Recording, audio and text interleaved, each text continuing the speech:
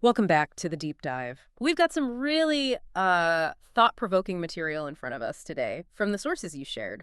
Yeah, really fascinating stuff. It really pushes hard on what we even mean by, moral advancement in a society. Right. And whether that whole idea of progress being this sort of simple straight line forward actually holds up. It definitely makes you question it. And that's our mission here, isn't it? To explore these ideas, unpack some of those maybe surprising historical examples you highlighted, Yeah. and really dig into this, well, potentially groundbreaking reframing of human history that sort of emerged from it all. Absolutely. We're going to challenge those easy distinctions, the whole primitive versus advanced thing, using the lens you provided. See what shakes out. Let's do it. So let's start right where the material does with that initial question. What actually makes a society morally advanced? Yeah. The notes mention some examples that often come up, classical Athens, the Iroquois, Ashoka's empire, medieval Iceland, even modern Kerala sometimes. And they certainly pioneered some incredible concepts, didn't they? Democracy, complex governance,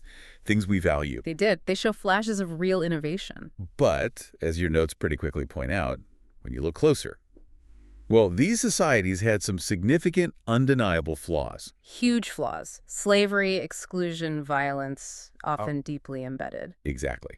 So, while they were innovative in some ways, maybe not morally mature in that deeper, universal sense we're looking for. And this is where the criteria you refine in the source material really cuts through, I think. You zeroed in on what you see as the essentials, nonviolence, and this really interesting idea you called universally enlightened self-interest. Yeah, that phrase, it really resonated when it came up. Universally enlightened self-interest. It's this understanding of your own well-being and your community's well-being is just profoundly linked to the well-being of everyone. Not just humans, right? Right. Crucially, no, including the natural world around you. And applying those criteria, equity, nonviolence, that deep interconnected self-interest, it immediately pushes us beyond just measuring, say, technology or political structures. It does. And suddenly, when you apply those more demanding standards, like you did in the notes, a completely different set of societies starts to stand out. Right. Groups we might not typically think of first when we hear the word advanced. Jack. Like the Jains of ancient India. Their commitment to ahimsa, this radical nonviolence towards all beings, it wasn't just some abstract rule. No. The material shows how it shaped their entire culture. Yeah. It influenced everything, from Yeah. diet to how they did business. And the fact they rejected caste and treated women as spiritual equals centuries and centuries ago, that's just remarkable moral sophistication, isn't it? It really is. Or look at certain Buddhist kingdoms, maybe periods in Tibet or Bhutan. The sources describe times of remarkably low conflict, where these monastic systems actually provided a kind of social safety net, and the culture was genuinely focused on cultivating compassion rather than, conquest or expansion. And then closer to, let's say, Western history, you highlighted certain Quaker communities in colonial America. Yes. What's so striking there is their willingness to actively reject slavery, even when it meant a significant economic hit for them. Which was incredibly rare. Extremely rare. And they practiced genuine gender equality in their worship, in their governance. They used consensus decision-making, Yeah. and crucially, maintained peaceful relationships with indigenous peoples based on actual mutual respect. That was almost unheard of at the time. Then you get to some of these smaller, maybe anthropologically studied groups, the Sami people of Malaysia, for example. Right. Known for incredibly low rates of internal violence. And your notes highlight things like their cooperative child rearing, this sharing economy they have, and how their way of dealing with conflict is all about restoring group harmony, not about punishment or retribution. Ladakh, too, is another example from the sources, at least before it was heavily impacted by modernization. Again, low violence, minimal material deprivation, even when wealth differences existed. Interesting. So wealth differences didn't automatically mean someone was left destitute. Apparently not. And this Buddhist worldview fostering collective harmony seemed key. They managed scarce resources through really deep cooperation, not competition. And the Piroa of Venezuela, another powerful example in the material, they seem to have built their entire society on an explicit rejection of competition and coercion. It's fundamental to them. Food is shared automatically. Decisions are made by consensus. And their philosophy, even their creation stories, as the notes mention, portray competition and dominance as basically forms of ignorance or immaturity. Wow. Then there are the traditional Balinese villages, especially with that Subak water temple system. Right. the irrigation. But it was so much more than just clever irrigation, wasn't it? The sources describe it as a kind of spiritual and social technology. It actually engineered equity in how water, the crucial resource, was distributed. Engineered equity. I like that phrasing. And peace was maintained through restorative justice. And there was this deep, practical understanding that, upstream and downstream farmers were literally connected. Harming one was harming yourself. Simple as that, their view. So when you pull back and look at all these examples from the notes, what seems to synthesize is this recurring theme, a really profound sense of interconnectedness. Yes, absolutely. And that idea you flagged, universally enlightened self-interest, it seems to flourish either at a very small scale where those connections are just immediately visible. Right, you see the consequences direct. Or within these highly sophisticated philosophical or spiritual frameworks that somehow make the invisible connections tangible, real for people. It's like these societies figured out how to structure themselves, or maybe develop the cultural software, so that pure, narrow selfishness just, didn't make sense. It wasn't a viable strategy. Which naturally leads us to one of the really big challenging questions that came up as you explored this material. Yeah. The issue of scale. Ah, yes, scale. Is there a point, maybe related to something like Dunbar's number, that rough estimate, maybe 150 people or so, that we can maintain stable face-to-face relationships with? Is there a point where that authentic, relationship-based moral behavior just starts to break down? Does it inevitably fray when you get too big? And this is where the notes contain a really provocative idea, I thought. Maybe rules and laws, the very things we usually see as these great civilizing forces, maybe they're actually indicators of moral immaturity. That just flips our usual thinking completely upside down, doesn't it? Totally. We assume more complex laws equals a more advanced society. Yeah. But the idea here is, if you are genuinely morally mature, like maybe a semi person, Yeah. perhaps you simply don't need formal laws because, as the material quotes, we don't need them. We're not violent people. It's internal. The regulation is internal, not external. Exactly. Or look at the Pairaha mentioned in the notes, who actively resist abstract rules and hierarchies. Or the Hutterites, those communal groups. They deliberately split their communities when they approach that rough 150 number. And why? Precisely to maintain that face-to-face connection and accountability that maybe reduces the need for complex external rules. You know everyone. You see them every day. So the really troubling question that emerged from digging into your sources is this. Have we, in building these huge, complex, large-scale societies, essentially traded authentic moral maturity for the ability to organize millions and build monumental things? Have we swapped internal wisdom and conscience for external law? Replaced genuine care for visible neighbors with this sort of abstract idea of citizenship?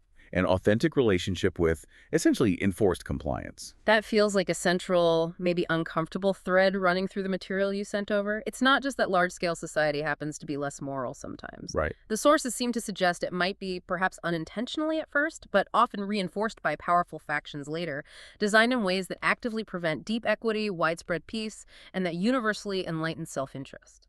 And how would that design work? Well, the sources highlight how complexity itself and abstract mechanisms can obscure responsibility. Like what? Things like global commodity markets, super complex international trade agreements, even intricate zoning laws in a city. They make it incredibly difficult to see the direct consequences of your actions. Right. If a Pierrot person, say, hoards food, the hungry child is right there, visible. Exactly. But in our system, the link between an action, maybe investing in a certain industry, buying a certain product, and its consequences, like environmental damage somewhere else or exploitation in a supply chain, it's hidden by layers and layers of abstraction. We don't see it. The historical context in the sources is crucial here, too. Things like the enclosure movements in Europe that destroyed communal land use.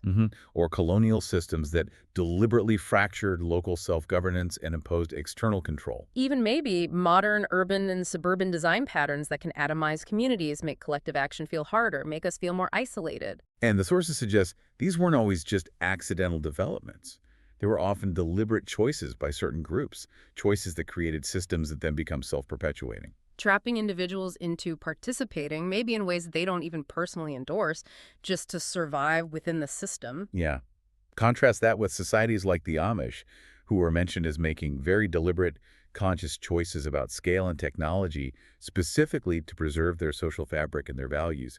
They say no to certain things. Which brings us, I think, to arguably the most profound case study highlighted in your sources, the Aboriginal Australians. Ah, yes, a culture with just an almost unimaginable depth of history. 60,000 years, just saying the number.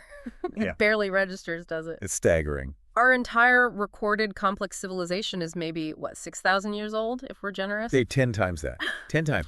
Continuous connection to land, to culture.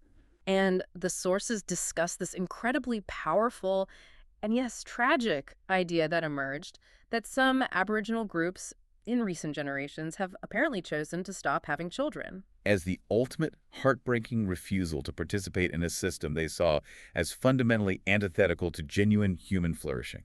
The phrase in the notes was just devastating. "We will not raise children for your world." Wow. That statement carries immense moral weight, doesn't it? It's a form of resistance that external power, even with all its force, really struggles to comprehend or defeat. Because it's a refusal to engage on the terms of that power. It's withdrawing the very future that the system needs to exploit. It's saying our continuity ends here rather than participate in this. It circles back, in a way, to that idea of enlightened self-interest, but on a scale that's hard for us to grasp.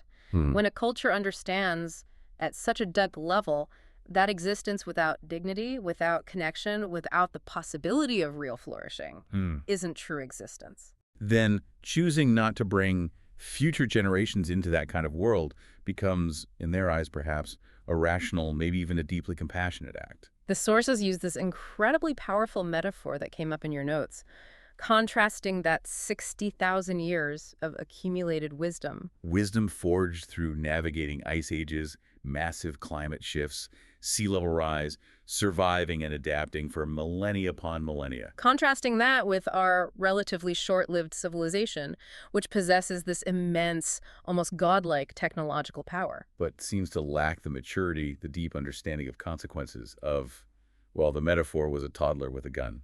Yeah. The temporal absurdity is just staggering when you put it like that. A culture that sustained itself, often sustainably, for scores of millennia, being lectured, often so condescendingly. By cultures that just popped up a few thousand years ago and are already, poisoning the planetary nest.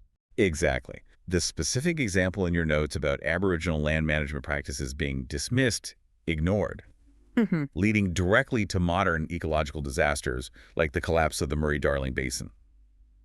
It's just a tragic illustration. We desperately need their wisdom, their long-term perspective. And yet, historically, we've systematically ignored it, destroyed it, or just erased it. That mindset of, we know better. It might just be our ultimate ironic epitaph as a civilization. And the material pushes this idea even further, suggesting this sustainability wasn't just some kind of, primitive innocence or naive simplicity. No, not at all. It was almost certainly hard-won wisdom, forged over millennia, likely from their own ancient catastrophes. That makes so much sense when you think about it. Over 60,000 years, they must have tried countless different approaches to living. Absolutely. Made mistakes, probably major ones. Resource depletion, social breakdown, that they must have seen it all. And the groups that overshot, the ones that weren't sustainable, well, they would have simply failed, died out, disappeared. Leaving the ones who survived. The ones who learned the deepest lessons about living within limits, about resilience, about long-term thinking.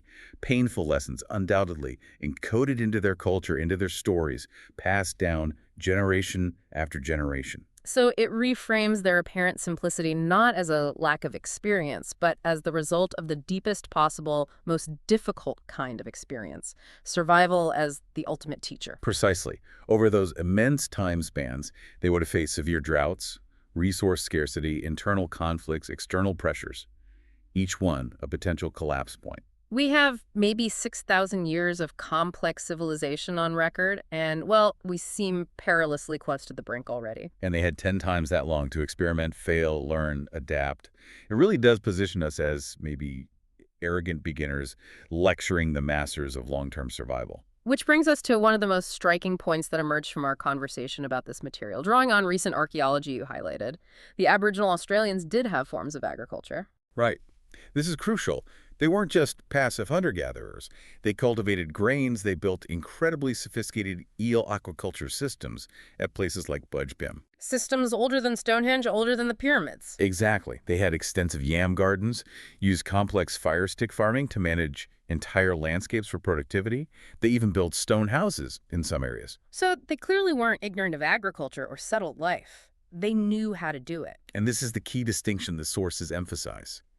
They seem to have deliberately chosen not to intensify it, not to go down the path of full-scale, sedentary, high-input agriculture that characterizes our main civilizational trajectory. They knew about it. Perhaps they even tried cycles of it over those millennia. But they ultimately said no to the path that seems to lead, maybe inevitably, to soil depletion, resource wars, rigid social hierarchies, and these boom-and-bust cycles of unsustainable growth. And this is where the potential reframing lies, isn't it? The powerful hypothesis that really crystallized as we discussed the material you shared. Yes.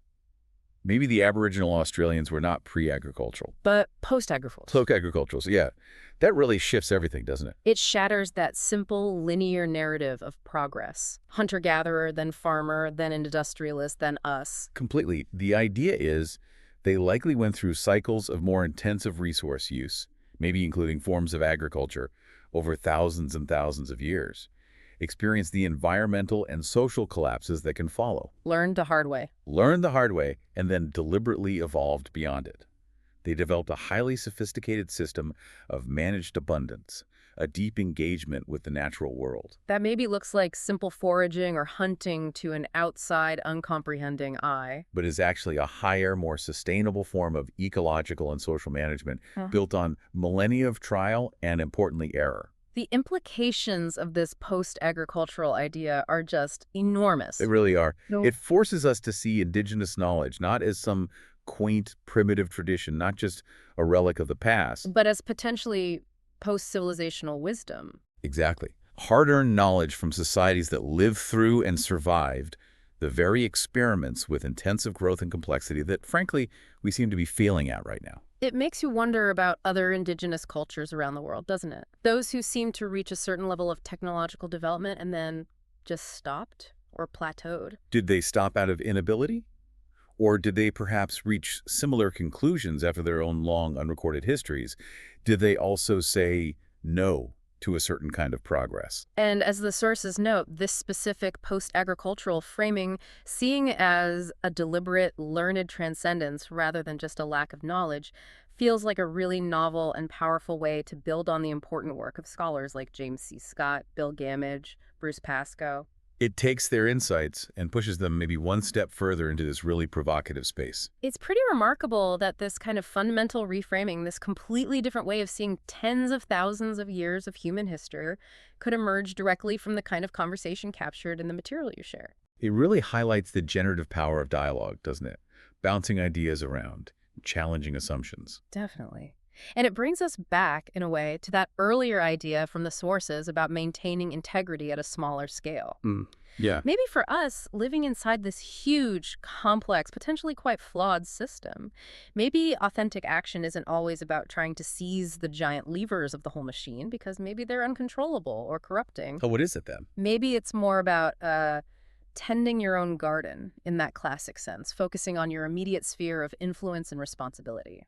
Like Fitch, not Hand's idea of washing the dishes just to wash the dishes. Yeah. Finding that authentic moral agency, that presence, in the places where it's still genuinely possible. Exactly. It feels like a form of internal resistance, maybe, that external power struggles to completely extinguish, acting with integrity where you actually can. So we've journeyed quite a distance in this deep dive. We started with that fundamental question. What truly makes a society moral? Challenged our easy assumptions about linear progress. Grappled with the, frankly, corrosive effects of massive scale and complexity on authentic moral behavior. And finally arrived at this incredibly powerful and, yes, deeply tragic example of the Aboriginal Australians. Reaching that core, potentially transformative reframing. The idea that they weren't primitive, weren't stuck in the past. But might actually be seen as post-agricultural, having lived through, learned from, and ultimately perhaps transcended the very mistakes of intensive civilization over immense periods of time. And that really leaves us, and leaves you listening, with a profound thought to carry away, doesn't it? I think so.